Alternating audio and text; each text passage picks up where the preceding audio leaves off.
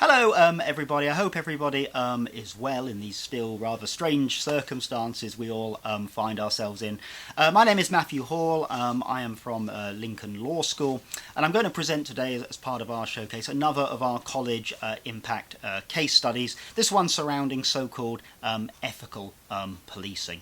I don't have any slides per se for this presentation, but I'm going to edit the video later so it has a few interjections of relevant images and so on, just to keep it a little bit more interesting than just my face and a fairly blank background. This work really revolved around my own sitting on the Lincolnshire Police's ethics panel. Now,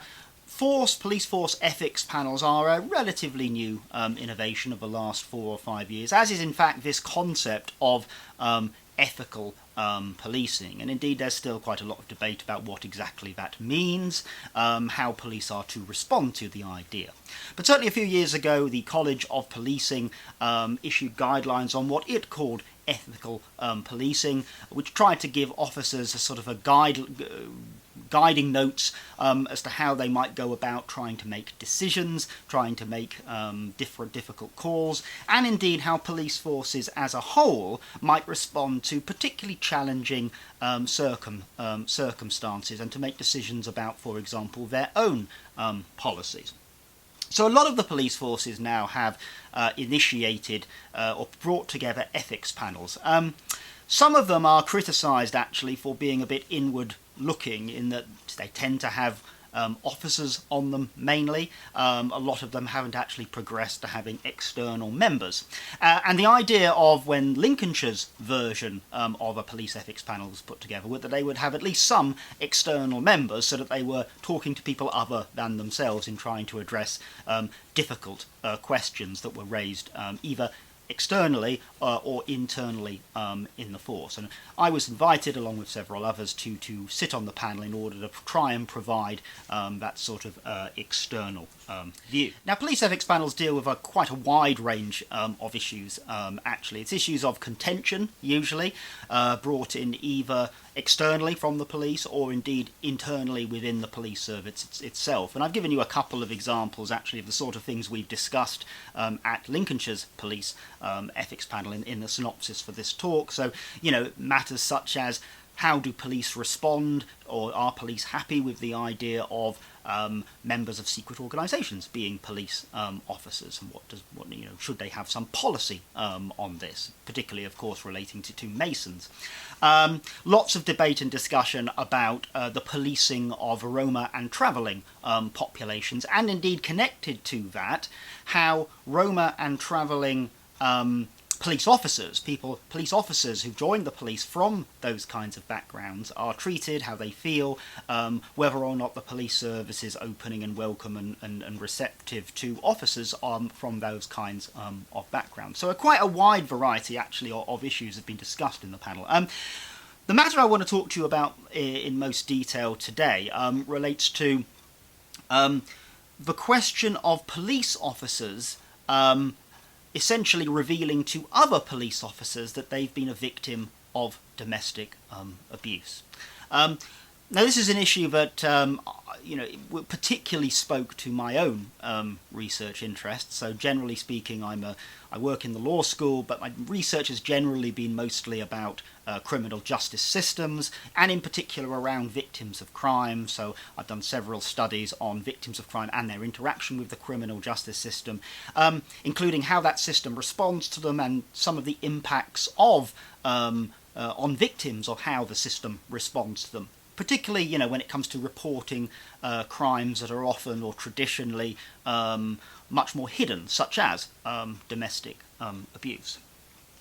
Now, the issue that was really brought to Lincolnshire Police's ethics panel in this situation, it was something we discussed over quite a few months, was how do police respond to a situation where one officer speaks to another officer, and in so doing they reveal or they have chats which reveal that they are a victim of domestic abuse.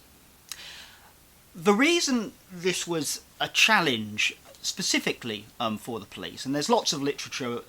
incidentally, on why police services, not just in the UK but in many countries in the world, have often faced challenges in dealing with domestic abuse as a form of crime. Traditionally, the notion of it being so-called no-crimed, ignored, treated as a domestic and therefore not very important, And actually, generally speaking, to cut a very long story and to make a sweeping generalisation, many police services have got considerably better at dealing with situations where members of the public come to them or phone them up with this kind of issue. The challenge that police had in relation to this specific issue of officers revealing to their colleagues that they may have been victims or had been victims of domestic abuse really revolved around the police's duty to record and investigate crime. Now, as many people will probably know, police are subject to, or police services are subject to, so-called recording and counting rules. In past years, police were criticised for sometimes hearing about crimes but not choosing to take any action. And so essentially, over a number of decades, rules about when they are obliged to record crime and therefore obliged to, in most cases, investigate crime were tightened up so that police could not simply sort of ignore whole swathes of crime. And indeed, domestic abuse was very much at the heart of that. The idea that if police hear about domestic abuse, they have to do something about it, or at the very least record it, not just no crime it and treat it as nothing. Of course, the difficulty in this situation, therefore, is that when one officer speaks to another officer and says something or says something that implies, or indeed outwardly or clearly demonstrates that they've been a victim of crime, that second officer who's having it reported to them, under counting and recording rules, must record that crime.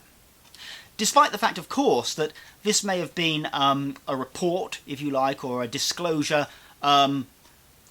occurring between colleagues, occurring between friends, yeah?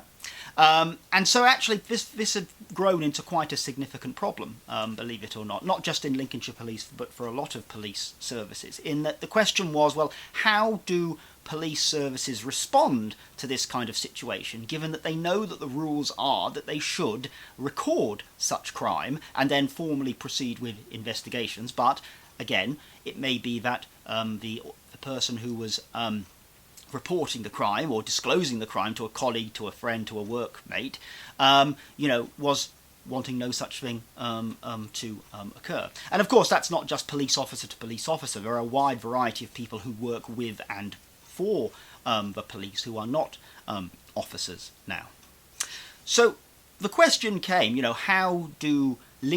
Lincolnshire Police, or how should Lincolnshire Police in particular, respond to this quite thorny issue, actually? This, I have to say, was particularly pertinent for Lincolnshire Police, who had in the last year, at the time, failed quite a major government inspection, an inspection of Her Majesty's Inspectorate of Constabulary, Fire and Rescue Services, specifically on the question of crime recording. Effectively, they received a rating of inadequate, effectively failing the investigation, specifically about their failure to, or it was said their failure to record certain kinds of crime presented by certain kinds of victims. So crime recording itself was a particularly hot issue within the police service at the time. And it was that question, really, of, should there be some sort of exception, given that what we're talking about here are private, if you like, disclosures from one work colleague to another work colleague, or should Lincolnshire Police take the full official and formal approach of following the counting rules, and in all of these kinds of situations, proceeding with the crime as a formally reported and recorded crime. It may surprise, I suppose, some people to hear about this notion of police officers being the victims of domestic abuse, but of course, what we know from quite a long, history of study of domestic abuse is that it tends to be prevalent across different kinds of people, different groups, different classes, different backgrounds. We see domestic violence at all parts of society, actually. And indeed, I have to say, there is some work from people like Irwin and so on that implies that police officers may actually be overrepresented in the group of people victimised as a consequence of domestic abuse. So it was a real and live issue, and certainly, when we were talking about this at the ethics panel, which is purposely designed as a forum where people can say, as it were, what they want, even if they're officers themselves, and most of them on the panel are officers themselves. Officers indeed had experience of fellow officers, telling them that they may have been a victim of domestic abuse, or indeed other kinds of crime as well. And then having this actual, significant issue of, is the right thing to do here to record that crime, because it is, formally speaking, a crime reported to a police officer. So essentially, police had this issue to deal with, and the Chief Constable specifically had asked for the ethics panel to look at the problem and to offer both evidence, because an evidence-based approach was preferred, and indeed advice from that evidence as to what the police service should do, whether a policy should be written, how it should respond to these kinds of situations. And indeed, it was an issue which sort of very much aligned with some of the research I'd been doing specifically about the reporting of crime in particular, and the implications of that, and the processes that victims of crime sort of go through in coming to the decision to report crime, both actually to the criminal justice system formally, but also actually the kind of processes they go through and the stages they go through in sometimes reporting to other people before or instead of going to the formal criminal justice system. For example, it's known that a lot, and it has been demonstrated both actually by my research and others, that a lot of victims of crime actually choose not to report their victimization to police first, if at all. They're much more likely actually to go to a neighbour or a close friend. And again, part of the problem the police had here is that essentially these crimes were being reported by fellow officers, fellow police workers, as friends, as colleagues, not in that formal kind of policing kind of way. So over the course of quite a few meetings, I was asked on a number of occasions to, for, if you like, an injection of an evidence base in order to help the ethics panel come up with recommendations which in turn were designed to inform the Chief Constable as to what he should do with this particularly thorny issue. So I discussed, for example, the some of the psychological literature on victims and their reporting process. I also talked a lot, bringing in a lot of my work and my field work on criminal courts and within police stations themselves. So I've done a fair amount of work relating to how victims respond to being interviewed by the police, for example. But actually there was quite a lot of original research for me to do in that as well, in that actually there was very little written when we were first given this problem on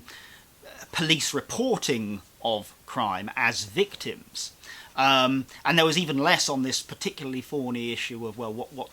how do police sort of manage their, if you like, their victim persona, their role as victim with their role as officer. So initially I did a fairly comprehensive, I tried to do a fairly comprehensive literature review. In fact, there wasn't that much literature to look at, and it also involved me speaking to several officers and conducting some sort of mini qualitative study within Lincolnshire Police itself in order to work out what people's views were on it. Through the ethics panel, I was able to contact with ethics, of course, with university ethics, of course, approved and so on, various people within the force who had had experience either of reporting this kind of stuff to their colleagues or receiving, as it were, these kind of reports from colleagues. I think more than anything, though, what they needed, and what I think my research was able to show, was the need for support mechanisms beyond the police for these kinds of people. So it wasn't so much, in a way, the question of, well, do police take this seriously and formally was, for many, quite a clear one. That yes, they need to do something about this, but maybe that something, needs to be, forwarding victims of crime as they would, for members of the public, but officer victims of crime to support mechanisms. And there was a fair amount of work that had to go into working out how one would do that, and how one would present it. People that are sort of familiar with literature on police cultures will know that traditionally, at least, the police are considered, or have been shown to be, dominated by a fairly, shall we say, traditional masculine culture, which means that, there were questions about whether officers in all situations would wish to accept help, and that's both male and female victims in these kinds of situations. So essentially, it was a relatively small bit of extra work combined with quite a lot of work that I've been able to do, both actually before I came to Lincoln, but more importantly for a case study perspective, work I've done since I came to Lincoln, both in terms of sort of presenting the data and in presenting the insights that gave the police into how victims, and particularly how these kinds of victims, might respond to reporting crime and the processes they went to. The outcome, well, the first outcome was that the Chief Constable did write essentially a new, or the force did produce, I should say, new guidelines for officers, both who might be thinking about disclosing this kind of victimisation to their colleagues, and for officers in particular who were receiving or hearing these kinds of stories, these kinds of disclosures. And it was one that emphasised to both parties, in a sense, the legal requirements in such a situation, but also I was very keen to emphasise the support requirements, which I think certainly from talking to people in the force, had very much been neglected. They'd thought of this. Many of them, even though, with the best will in the world and the most sympathetic will in the world, had found it difficult to sort of take their officers, if you like, brain out or head off when hearing this kind of thing. And then some victims of crime had thus been treated in a fairly formulaic way, in a way they weren't expecting, through just sort of, talking to their colleagues, in a private, or what they felt to be a private way. So the guidance the guidance that the police service, Lincolnshire Police Service, produced is now, in circulation within the force. What we're doing right at the moment, just sort of at the end of the case study, is starting to gather information about situations where these guidelines have been applied, and we've got a fair amount of evidence now that officers are using it. Officers are being affected by it, both in terms of whether they choose to report crime, and indeed it would seem that the number of these kinds of reports may be even going up a little bit, and hopefully that is in a sense because they have the security of knowing the police at least know how they're going to respond to this kind of situation now. So again, a sort of a fairly neat example, hopefully, of a particular problem that the police force had, an ability, hopefully by me, to input research data, both sort of existing research data I kind of had ready to go, but also a little bit of new research data, leading to the development of a new guidelines, and again, probably certainly more importantly for impact case study purposes, the evidence, I think, that we're getting now, which is that it is in fact affecting how these matters are dealt with within the force itself. Sort of to reflect, I think it's an example of, like a lot of impact case studies, I hasten to use the word, I don't want to use the word luck, because of course, the issue is serious and the issue is concerning, but it was certainly something that happened to align quite nicely with my own research interest, or quite specifically with my own research interest, but also a need the force had for an evidence base to help them proceed with determining how they were going to address this particular matter, in the slightly wider context, as I say, of being concerned more generally about their record when it came to crime recording. So I hope that's of use, and I hope that's interesting to people. Again, just trying to show you some of the process there. Obviously, this is a recorded presentation, but I'm very happy to be contacted or to chat about any of this. To anybody that is interested or feels they'd like to learn a little bit more than I've been able to squeeze into this video. So for now, hope again, as I say, hope that was useful, and hope you enjoy the rest of the showcase. Bye for now.